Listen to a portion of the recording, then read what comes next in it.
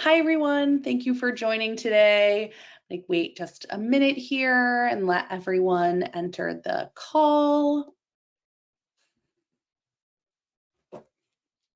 All right. Awesome. We can go to our first slide. Hi, everybody. So my name is Stephanie Tracy Kalash. I am the Director of Corporate Marketing at NeoGov, and excited to talk to you today about our newest report and information around retention. Oftentimes at NeoGov, I know we focus on hiring. It's kind of the bread and butter around here, but I'm excited to dig into our retention efforts. And again, myself, I have this corporate marketing hat here, but I also have a public servant hat. I sit on my local board of education. And so I really do understand some of the struggles of bringing in staff and retaining them, especially top talent at your agency. And thankfully, today I am joined by the lovely Gary Carey. Gary, would you like to introduce yourself? Yes, thank you, Stephanie. My name is Gary Carey. I'm the National Sales Director for NeoGov on the new business team, leading the efforts there. I also proudly serve as the mayor for the city of Walker, Michigan. We're about a 25,000 person suburb of Grand Rapids here in the state of Michigan, and I've grown up in local government. My dad was in it for over 3 decades, retired as a city manager, and 2 of my 3 kids are in law enforcement in the area as well. So definitely come from a family background of public service. So kind of live, eat, and breathe this 24/7, it seems these days. Gary, you are a national treasure, truly wild, all that you do on a regular basis. Thank you so much.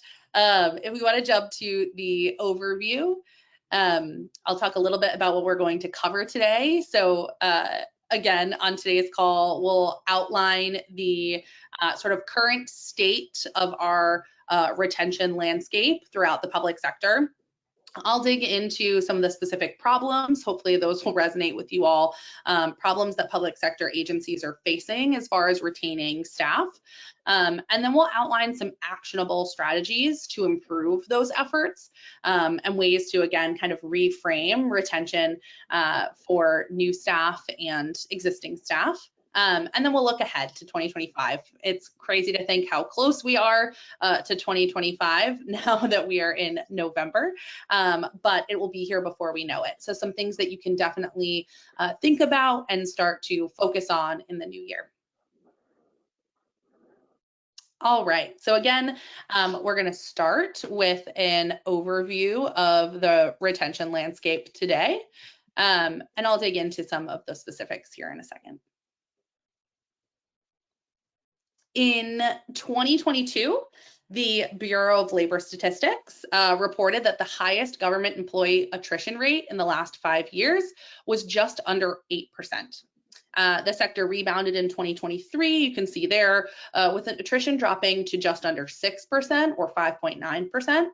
But in contrast, the same year, the private sector saw a nearly 3.5% or 3.6% attrition rate across all industries. So it's obvious that the private sector, unfortunately, is retaining top talent at a higher rate than the public sector these days. Another nuance to this data is that younger generations struggle to be retained in the public sector. Attrition for Gen Z sits around 12.4%.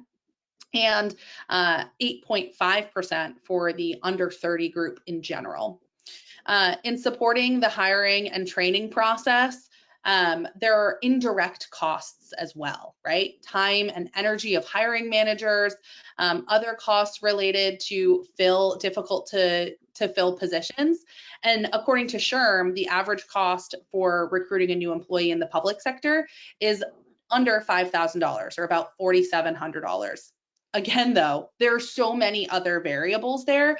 And so oftentimes that total can be closer to 3 or 4 times even the position's salary. Today, public sector employees have an average tenure of 6.8 years, and across all jobs, employee tenure is generally higher as workers get older. And in the past 5 years, it has become more expensive to replace someone. The average time to hire also now takes longer. So lots of different factors, but this is, again, sort of a layout of what the landscape looks like today, especially for those in the public sector. Next slide. And so what are the top reasons for voluntary turnover? We know compensation is certainly a struggle. And this is even data we sourced from all of you earlier this year, right? So compensation is the biggest point of contention. Competition with private sector jobs, like we just mentioned, growth opportunities, competition with other government jobs, so other public agencies, as well as an interest in remote work, job location, and benefits overall. Last year, as you can see, the two leading causes of job openings were retirement and voluntary turnover. But why are they leaving? Most agencies rank compensation as the key driver, and nearly half of agencies lose employees to the public sector. 40% say employees leave for better growth opportunities. And while your agency may be limited in its ability to increase compensation, one thing you can do to make your jobs more appealing is to promote internal career development and those growth opportunities overall. Something else that you can do or consider, and we'll get into this in a little bit, but something else that you can consider is we know that for those of us like Gary, who has generations in the public sector, myself as well, you know, sort of doing public service and making that a point in my life, you know, those of us who do that are really drawn to these purpose-driven roles. And so if your agency can capitalize on that, knowing that the folks that you're going to hire want to be in these purpose-driven opportunities, you can establish an employer brand, that really focuses on the societal impact of the work that you do. It will continue to attract those candidates, and they'll be motivated by their desire to contribute to their communities. So what are those problems, those key factors that are influencing public sector turnover? Problem number one is culture. According to a nationwide survey by Eagle Hill Consulting, 70% of US government employees say the culture at their agency impacts their will to do their best work. 69% say that culture drives their productivity and efficiency. Respondents to the survey rated respect, integrity, ethical treatment, and employee well-being as the most important aspects of their culture. And while respect and integrity rank high, just 8% of government employees stated that they actually trust the leadership at their agencies, and 69% attribute leadership to being responsible for fostering agency culture.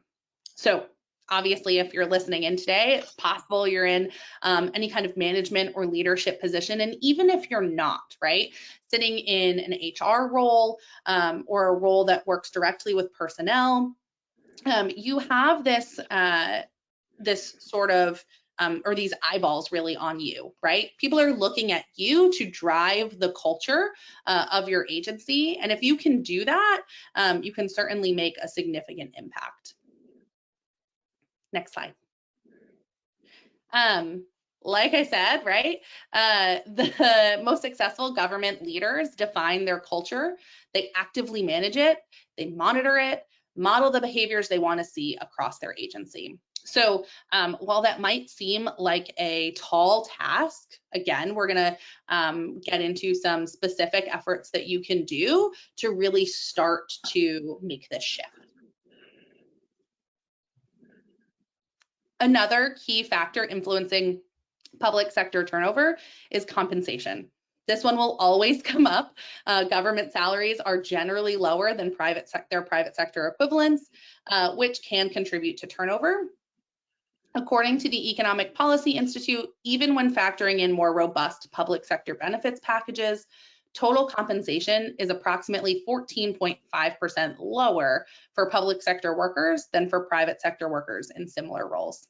Additionally, only 57% of government employees surveyed by the U.S. Office of Personnel Management are actually satisfied with their pay. But despite all of those hurdles, many organizations are now thinking creatively about the perks they can offer, right? Think things like low-cost healthcare, defined pension plans, deferred compensation, and tuition assistance. Those are just some key benefits that can be provided, potentially, to attract and retain top talent. The next key influencing factor is burnout. A meta-analysis of 59 studies found that the largest contributing factor to government employee attrition is exhaustion. You heard all of those hats that Gary wears, right? there's a lot. And when you go from one hat to another, or even just in your day-to-day in a public sector role, this work serves people, and people can be tiring. So reducing attrition and increasing talent retention is key. Addressing employee burnout should be a top priority for you at your agency. The Eagle Hill research that we referenced earlier also shows that 65% of government employees feel burnt out at work, compared to 44% of private sector employees. And nearly half of the government workforce is likely to leave their job in the next year due to burnout. Next slide. Employee feedback. Employee feedback is directly related to culture, and that feedback plays a critical role in overall employee satisfaction. Constructive feedback and recognition can promote a sense of respect and value. But again, right now, data shows that 46% of government employees would like to receive more recognition for their work, and 21% more report never being recognized for their efforts at all. We conducted a study at NeoGov, and our data identified that managers who document feedback in their journals, or really any kind of technology that allows them to document and give regular feedback to their staff, when that feedback is shared with employees, it actually improves retention rates by 14%. Showing a clear link between that feedback and the employee's overall job satisfaction and ultimately their retention. And last but not least, a sense of purpose and belonging. According to a survey from Great Place to Work, a sense of purpose makes employees twice as likely to stay with their agency in the long run. It's less related to big picture purpose and more how an employee's individual contributions affect the agency's mission and outcome. So again, it's drawing those lines between what you're doing at work, how you're feeling at work, and actually making an impact in that purpose-driven work. Commitments to fair hiring practices, dismantling internal biases, and increasing diversity within your agency will go far to create that sense of belonging for all, ultimately improving retention. Some other unique challenges in the public sector include an aging workforce, rising retirement, and limited development and advancement opportunities. We know that all of these things are true in the public sector, but they're important for us to keep an eye on. Next slide. So here those are again, right? We know that we have budget constraints in the public sector. We're always going to have those tight purse strings. Oftentimes there can be limited development and advancement opportunities. And that aging workforce and sort of higher retirement rate is critical for us to consider when we're thinking about how to retain staff. Think about succession planning, right? Having sort of a well thought out plan so that your younger staff knows that they can fill the roles of the leaders who came before them, and leadership feels comfortable handing off those reins as well. Back to the limited development and advancement opportunities, we know it's key to provide professional development opportunities and keep those employees engaged. So enough about the problems. Let's dig into some of the solutions. So take it away, Gary. Let's talk about one of the strategies we talked, Stephanie just mentioned about fostering that sense of belonging.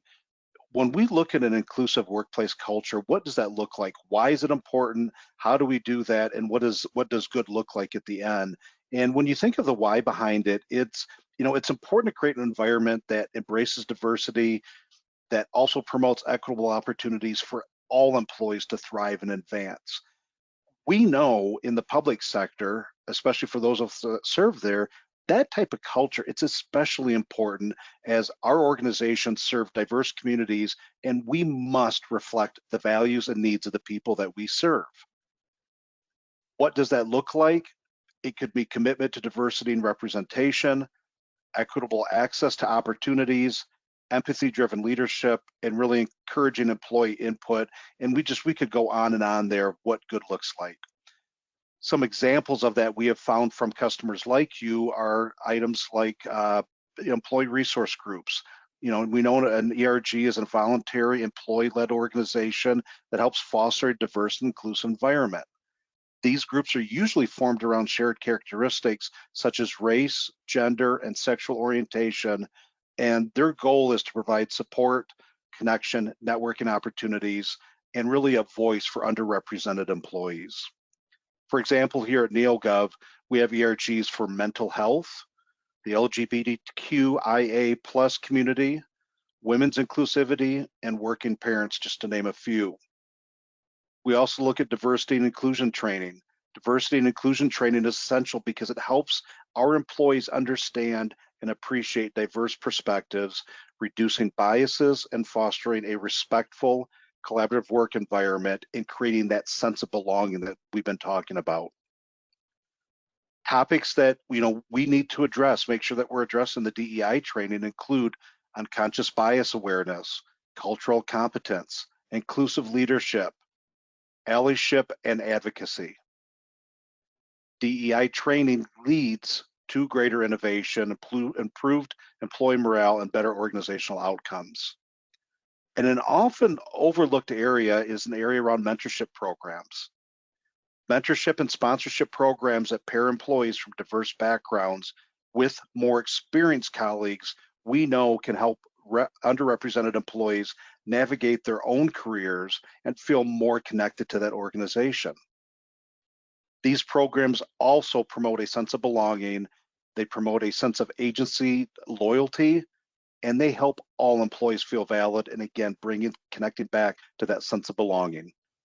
So when we talk about implementing inclusive hiring practices, we know agencies that leverage HR technology like NeoGov can do more with less. They can also achieve equitable hiring outcomes while streamlining that workforce management.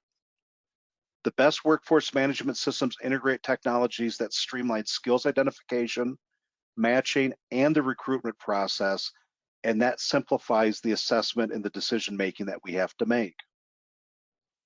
We know that inclusive hiring builds diverse, engaged teams while reducing workforce churn. Equitable practices must span the entire hire to retire journey to attract, retain, and support that top talent. Inclusive hiring doesn't have to be complicated or time intensive. Applicant tracking systems like NeoGov's Insight includes built-in tools to simplify inclusive hiring practices such as inclusive job postings, blind resume screening, and diverse interview panels, just to name a few. Software solutions also must provide data-driven insights that empower agencies to identify and address challenges in their hiring funnel and talent retention, and they need to do that without the typical public sector silos where information doesn't talk with one another. Understanding where you are losing diverse candidates in your hiring process also enables you to craft targeted strategies, measure results, and communicate success across your agency.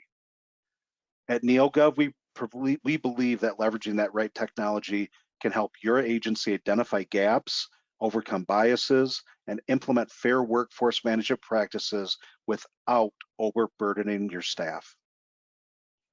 And next, we're going to transition over to maybe the second strategy around skills-based hiring. Thanks, Gary. Yeah, so you are probably sitting here wondering why we're talking about hiring when this whole webinar is about retention. But the idea is that, again, we're reframing this, right? And so not only are there things that you can do in the public sector to retain your top talent now, but if you shift your focus a little bit to your hiring practices as well, you can make sure that the candidates you're bringing in feel that like they belong, and have that sense of loyalty to continue working for your organization and your agency long term. Skills-based hiring in particular, just to sort of set the scene here, is the hiring practice of hiring candidates based on their abilities rather than their credentials. It improves or helps to improve diversity in your agency and supports that sense of belonging that Gary just talked about. It can also increase the number of qualified candidates by 19x per a recent LinkedIn survey and some research that they conducted. And it can also make it easier to hire for those hard to fill positions, as well as making the sort of transition internally and that some of that career laddering and pathways quite a bit easier when we reduce the barriers to entry for those and instead focus on the candidate's skills. The impact of removing degree requirements is, really seen tenfold, right? So from our friends at Opportunity at Work, we know that removing those unnecessary 4-year degree requirements can increase access to qualified candidates overall. Recently, 15 states actually saw a 7% increase across over 3,000 jobs in middle and high wage roles available to workers without 4-year degrees. How does this benefit your agency? Well, you attract better fit candidates. You're able to broaden the talent pool and find individuals who excel in those roles, and you boost retention. Again, focusing on the start of the employee life cycle, but that still keeps those employees retained long term. Employees find fulfillment and are more likely to stay with your agency long term when they are hired in that skills-based fashion. So how do we implement skills-based hiring? Well, first and foremost, we revise job requirements and descriptions, changing basic minimum requirements where equivalent skills and experience suffice allows you to open that candidate pool. And if it's not already included, job descriptions should also be updated to include language detailing what skills are required and how applicants can actually demonstrate those skills on the job. Next, you can develop new assessment methods. Agencies who implement skills-based hiring will need new methods of assessment to determine whether or not applicants have the skills necessary for the position. You can utilize subject matter experts, either in your agency or in your community, to help craft those assessments and ensure that they cover the necessary skills needed for the position. There's also technology that supports that skills assessment as well, and that can easily be implemented in your system. Any skills assessment used to make hiring decisions should be applied evenly and blindly to all eligible candidates to ensure fair and unbiased evaluation. Next, you can change your agency culture through communication and training.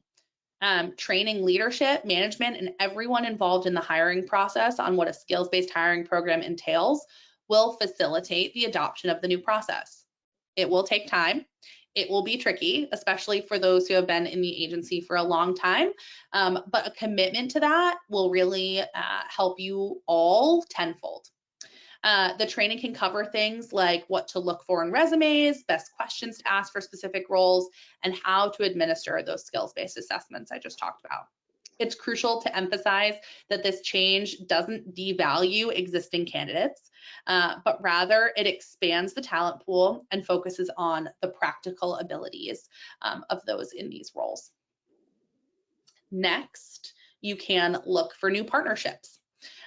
Building relationships with local schools, community colleges, community-based organizations, and career and technical ed programs can increase your ability to identify and then recruit the top suitable talent, right? Once you start to bridge that gap and make those partnerships, you can even create pipelines into your agency directly for specific roles. Most institutions host job fairs or have programs in place to offer career counseling to students, and getting involved in those can help to increase your talent pool and help you to source people in your immediate community. Next, you can implement technology and data systems. Technology such as applicant tracking systems and candidate relationship management systems enable organizations to more easily identify, assess, and prioritize specific skills that are needed for each role, streamlining recruitment to focus on candidates' competencies and to prioritize top applicants. These systems use data to match job requirements with skills, reduce bias by standardizing evaluations, and provide insights into talent gaps, allowing for more effective hiring and workforce planning. And last but not least, you implement skills-based hiring by committing to continuous improvement. It's hard, but in order to reap the benefits of a skills-based hiring approach and to be competitive in that job market that we outlined earlier, agencies need to regularly review and adjust their policies to align with industry best practices. And speaking of industry best practices, our next strategy really digs into leveraging technology. So I'm going to hand it back to Gary here. Take it away, Gary. Thank you, Stephanie. We know that having HR technologies that supports all stages of the employee lifecycle from hire to retire is crucial for modernizing the public sector because it ensures a cohesive and efficient approach to workforce management. By integrating recruitment, hiring, development, performance policies, compliance, and employee information into a unified system, agencies can streamline processes, which reduces the time to hire and eliminates manual tasks and simplifies that onboarding. It also enhances retention, which in turn supports career growth and boosts employee satisfaction through structured development and fair evaluations. It also ensures compliance to help keep our employees up to date on critical policies while maintaining accurate records. It also centralizes information. We talked about those data silos a little bit earlier. So this provides easy access to essential HR data, including things like benefits, payroll, and workflows. We know this comprehensive approach not only reduces the administrative burden, but also improves the employee experience, making the public sector more adaptive, equitable, and efficient. As we turn to the next slide, we know government agencies turn to NeoGov because we offer purpose-built software solutions that meet their specific needs. Unlike most HCM products that are on the market that are adapted from the private sector, our solutions are inherently designed for public sector organizations. Our modern solutions are designed to manage your workforce effectively across the hire to retire journey, and they're kept modernized by updates from our user group communities. In fact, more than half of our software updates on a regular basis are provided from customers just like you. So we transition to the next slide. We know that public sector agencies face increasing pressure to streamline operations, manage workforce data, and enhance employee engagement. A modern HRIS system for the public sector like NeoGov addresses these challenges with an all-in-one solution. Some of the advantages of that all-in-one HRIS system would be automating admin tasks like payroll, time tracking, and benefits administration, which reduces manual errors and it frees HR staff to focus on strategic initiatives. It also provides access to robust data and analytics that helps agencies predict staffing needs, analyze workforce trends, and proactively address skill gaps. It also empowers employees with self-service features for tasks like updating personal information, accessing benefits, and managing schedules, thus reducing HR tasks. It also increases communication and transparency, which fosters trust and engagement across the entire organization. According to a recent survey by the International Information Management Association, 80% of HR directors report that HRIS improves their ability to disseminate useful information effectively. We know that an HRIS system empowers both employers and employees, as well as ensuring compliance with changing policies and reducing administrative burdens. That'll take us into our fourth strategy around retention efforts and hard to fill roles. Stephanie, take it away. Thanks, Gary. So yes, outside of these kind of broad stroke improvements to workplace culture, hiring practices, and technology, we know government agencies can also reduce the impact of attrition and turnover by targeting intensive efforts on critical roles. Next slide. Those hard to fill jobs and hard to fill roles are critical because not only are they the roles that are most likely to, or you're most likely to need to continually fill, but they're also the ones that are most likely to continually turn over or turn over at a higher rate. Just this past year, we gathered data from over 45 million applications in NeoGov and identified these sort of top roles as the hardest to fill. Law enforcement, engineering and planning, trades, information technology. We also heard from all of you qualitatively talking about things like legal, public works. There are some very specific roles that I know are increasingly challenging. And although people are interested in these roles, and we know just from last year that views continue to be up, applications continue to be down overall.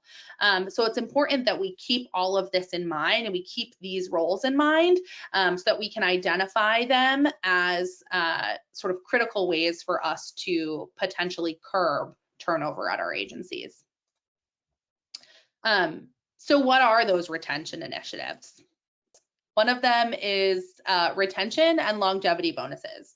Oftentimes, you'll see both in the public and private sector sign-on bonuses as a way to generate interest in some of these roles, but those don't really support our overall retention efforts because those candidates aren't incentivized to stay with the agency long term.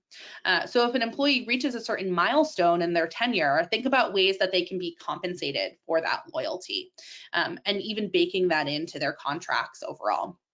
It also makes it easier on the agency to not have to dish out that sign-on bonus early on or sort of the unpredictability based on how many staff members you need for a particular role, but you can really plan out for those longevity milestones or retention milestones well in advance and definitely within budget season. Think about career development opportunities. Career development opportunities are a way to prioritize providing clear career progression for those critical roles, right? Some of those can be really challenging. Law enforcement was at the top of the list. How can officers come into their roles and then feel like there's a path forward for them within that agency? Think about offering specialized training, professional development programs, some of the mentorship programs and things that Gary referenced earlier. All of those are really great ways to retain those candidates, especially in challenging roles. And this is one we've brought up today as well, regular feedback and engagement. Developing recognition programs specifically for employees in critical roles can be a really great way to continue to retain them. Providing continuous feedback, think about your one-on-one opportunities or even in staff meetings, ways to communicate with them that their work is impactful, right? They want to do this purpose-driven work. Think about really intentionally reminding them that they are valued in their roles. Thankfully, that's free, right? Some other initiatives you could also consider, again, competitive compensation. I know that that's one that's challenging for all of us, especially in the public sector, but maximizing or using rather the maximum possible allowance to provide compensation packages that are competitive with the private sector can be important for these roles. Consider work-life balance, allowing flexible work arrangements if possible, like work from home opportunities or hybrid work, alternative schedules if possible, and even additional paid time off or sabbaticals for long-term employees in these critical positions. Again, speaking to those sort of retention milestones. And then one that's not listed here, but again has been referenced as well, is succession planning. Alongside our retention efforts, agencies should develop robust succession plans for critical roles. It helps to reduce the impact of turnover, or if and when turnover does occur. By identifying and preparing potential successors within the organization, you're able to cross-train employees and ensure knowledge transfer and document key processes and institutional knowledge.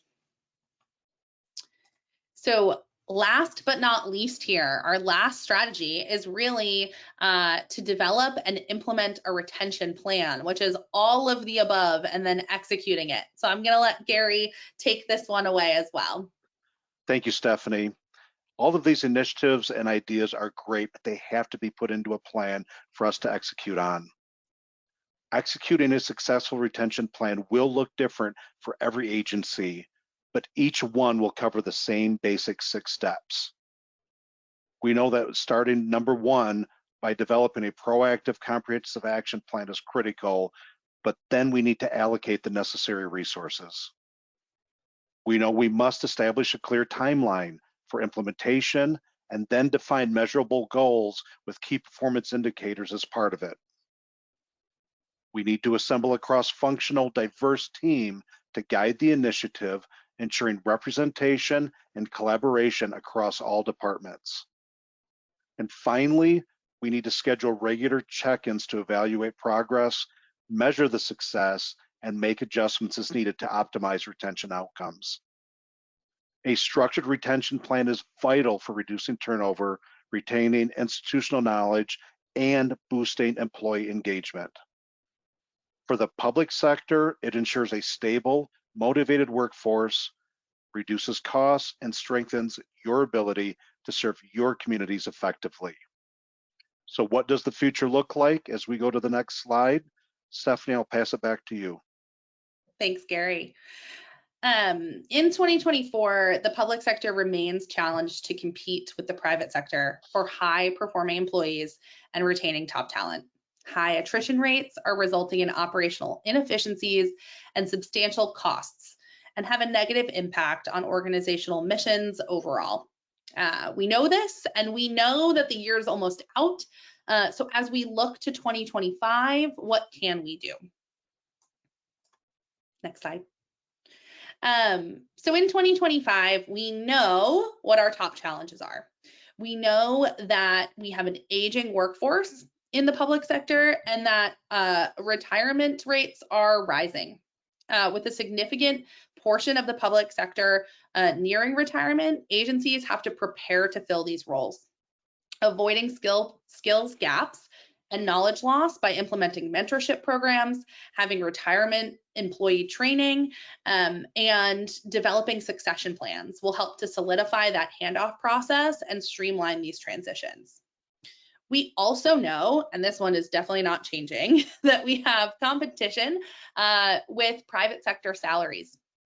If you can't compete with direct salary offers, focus on perks like benefits, work-life balance, professional development opportunities, and positive workplace culture to make your public sector jobs more appealing to younger generations.